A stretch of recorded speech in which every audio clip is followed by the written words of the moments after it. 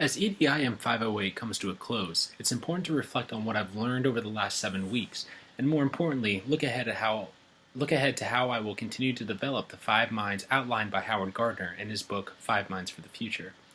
The disciplined mind, or as Gardner 2008 suggests on page 27 of his text, a mind that has a distinctive way of thinking about the world can be developed in 4 meaningful ways: by identifying truly important topics or concepts, by spending significant amount of time on those topics, by approaching topics in a number of ways, and by including performances of understanding.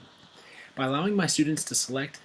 meaningful approaches to meaningful topics, I will be well on my way to developing disciplined minds in my own classroom. As for the synthesizing mind, I plan to continue to offer synthesis opportunities via analytical writings, which touch on a wide variety of Gardner's 8 kinds of synthesis, highlighted on pages 47 through 50 of 5 Minds for the Future. Student choice plays a pivotal role in the learning process, and the creative mind lends itself nicely to developing a classroom of engaged learners. By challenging students to tap into their specific skill sets that they may not often get the chance to use in the classroom, and by giving them the choice to create their own content, creativity will never be lacking.